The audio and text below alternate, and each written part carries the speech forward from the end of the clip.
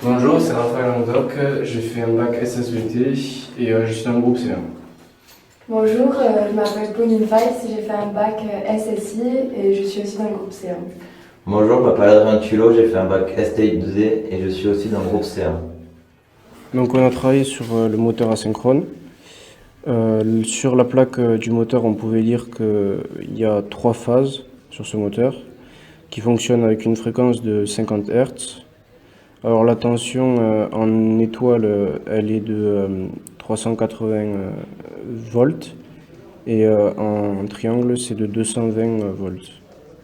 La vitesse du moteur, c'est 1920 tours par minute et la puissance maximale, c'est 0,37 kW. Alors tout d'abord, on a branché un ohmmètre aux enroulements, aux bornes de Y et relié à V. On a remarqué que ça faisait 71,1 ohms. Ensuite, on a branché avec X et U. On a vu que ça faisait 70,6 ohms. Et pour finir, Z est relié à W. Et on a une résistance qui est de 71,2 ohms. Donc ce qui fait une valeur moyenne de 71 ohms pour la résistance des enroulements. Donc avec ce schéma de branchement en étoile, on peut voir qu'on branche seulement X, Y et Z entre eux. Donc voilà le câblage. Et ensuite, à l'aide d'un ohmmètre toujours, on a mesuré la résistance aux bornes de U et de V qui est de 141,6 ohms, de UW qui est de 141,8 ohms et aux bornes de VW qui est à 142,5 ohms. Donc voilà le schéma pour le branchement en triangle. Donc on branche Z à U, X à V et Y à W. Donc voilà le câblage. Avec un ohmmètre, pour mesurer la résistance entre deux bornes, on a mesuré 47,4 ohms pour les bornes YV. Ensuite, pour WZ, 47,3 ohms. Et pour UX, 47,3 ohms aussi. Donc voici le schéma du montage en triangle avec des inversions de sens de rotation.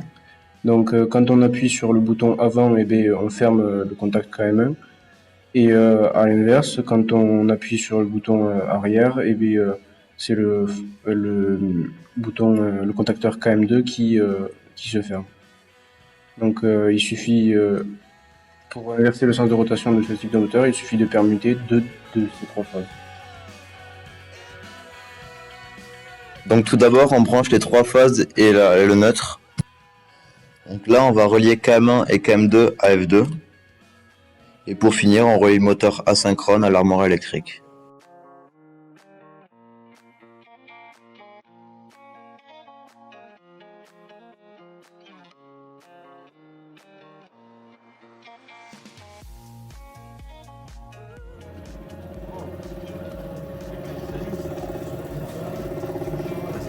Ça change. Fermé. Marche direct.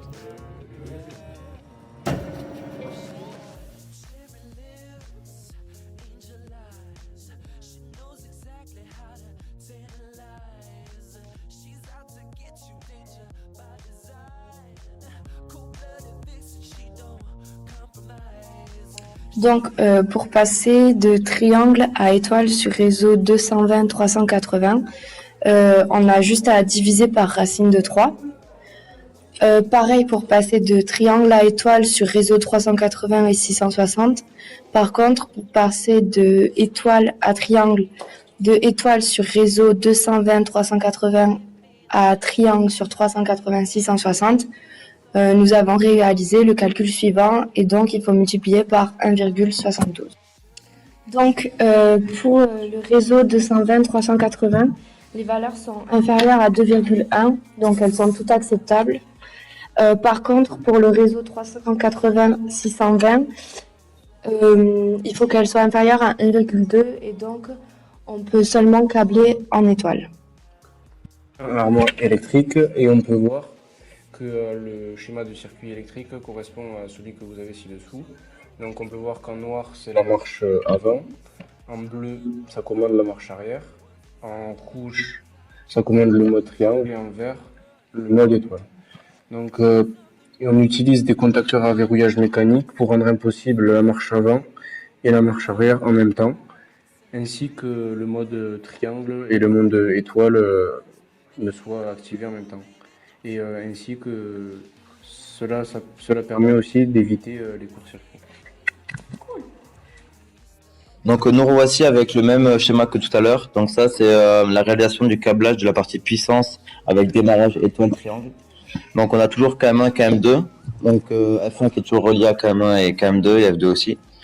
Donc là on a juste rajouté L. Donc on peut voir que F2 est relié à L. Et L ensuite est relié à KM5. Donc KM5 c'est un montage en triangle et KM4 qui est un montage en étoile. Donc on réalise le câblage de l'explication précédente. Donc là, nous avons branché un ampèremètre pour mesurer l'intensité en étoile et en triangle. Donc on voit que l'intensité en étoile est beaucoup moins élevée que celle en triangle. Donc c'est pour ça l'intérêt de démarrer d'abord en étoile. Voilà la fin du TP et on espère avoir été assez clair au travers de cette vidéo. Au revoir.